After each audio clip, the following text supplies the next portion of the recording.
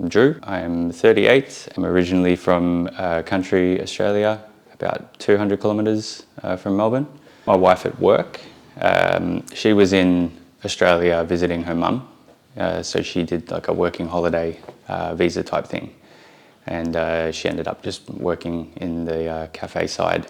I think we hit it off pretty quickly. And then, yeah, she ended up having to come back to Lund to finish her studies. And then after, I think, nearly 12 months of long distance, we decided, I'll get a visa and come over. We weren't quite sure if I was going to stay or, come back to Australia or whatever. Like a weekend trip to Amsterdam for my birthday, and just fell in love with the place. And then just decided all right, we'll go there for a little while.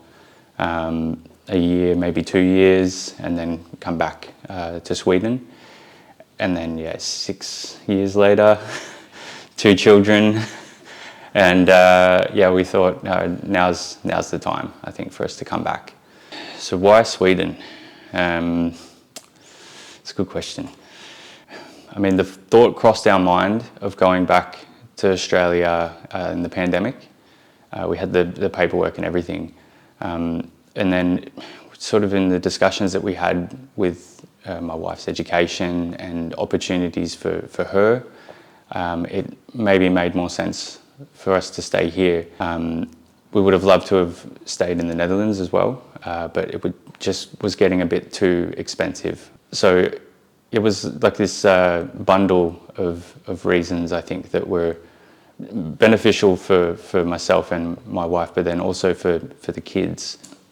Since I think 2006 or 2007, I worked in the coffee industry in majority of the time in Melbourne. So I did barista work, I worked in roasteries. So, I mean, it's big business in Australia, particularly in Melbourne. There's a way to make a good life for yourself doing that kind of work. And I did that my whole adult life, pretty much. And then moved to Sweden, and I ended up continued it in the Netherlands as well.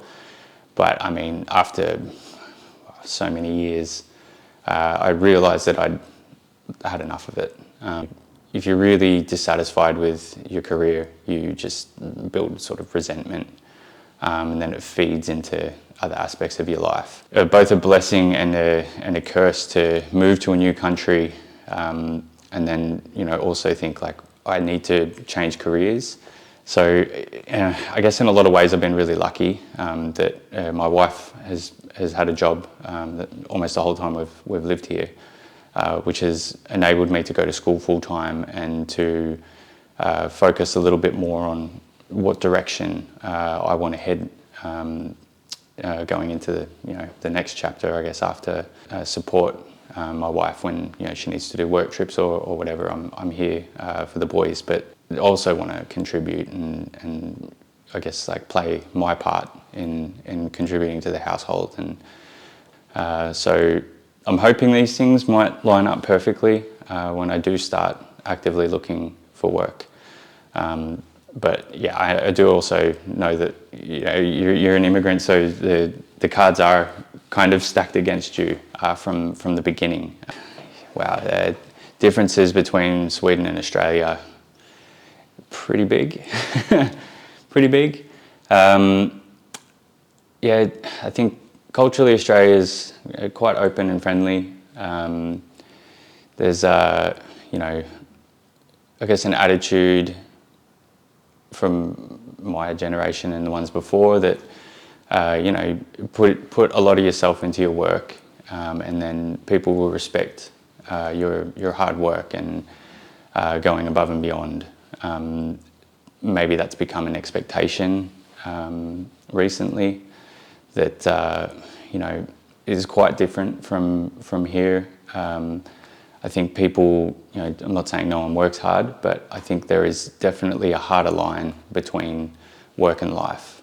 Whereas here, it's a bit more oh, it's my day off, so not my problem. The weather understated, even coming from southern Australia, it does get pretty cold and pretty dark and grim in the winters.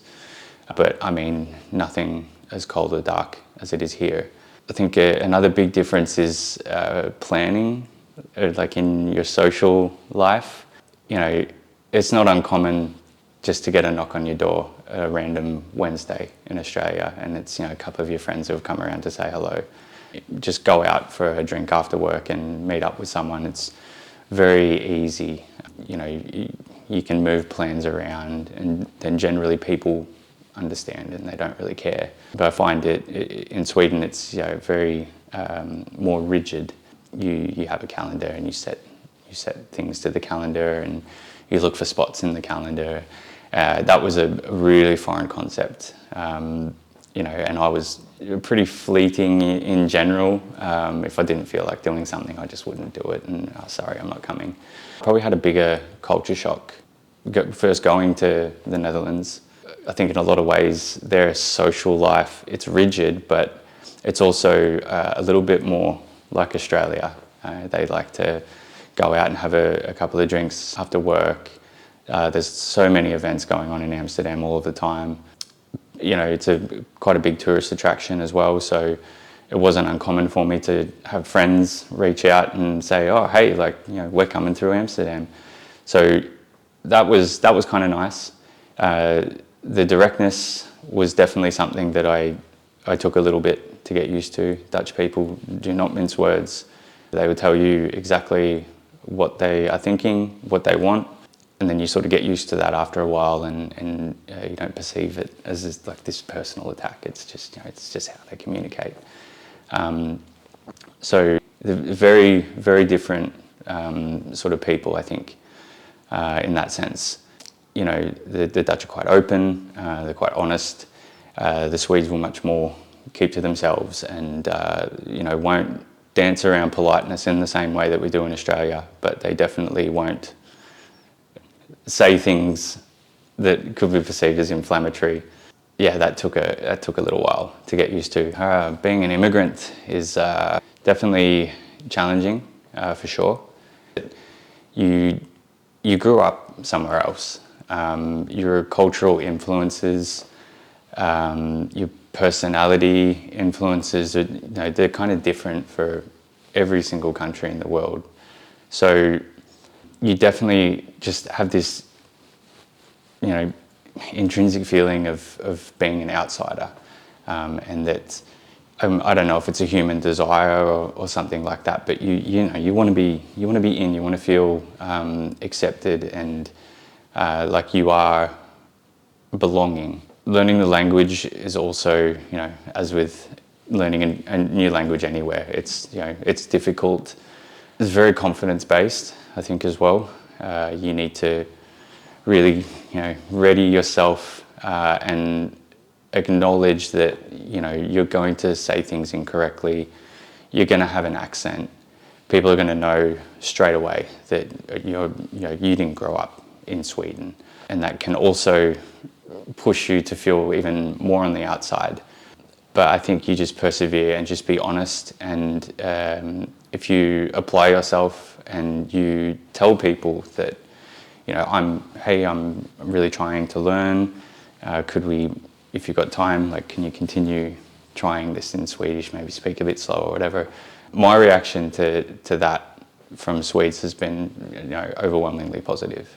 Be happy that you are somewhere safe, but then also at the same time, you know, remember that, you know, where your roots are, and that, you know, I'm not like everyone else here because, you know, I'm not from here. And embrace that, I guess, a little bit on yourself and that identity. But I guess, like, not being afraid to ask for help, even though you might feel like you're, you know, a bit in the way at times and a bit of a burden. You know, you just got to, I guess, just push through that and just understand that you put this work in now, and then at the end of the day, you know, eventually you will feel like you belong. And I think that, you know, once you start feeling that way, others sort of gravitate towards that themselves. So, you know, I don't think moving anywhere completely different is ever easy, but definitely having a positive outlook, and I guess a desire to almost a desire to better yourself and challenge yourself to feel uncomfortable, because you don't have an option really when you come somewhere new. So yeah, it's a difficult thing for sure. But if you're just out there, honest, constantly searching for connections with people who you think are like-minded, can definitely soften the blow. Yeah.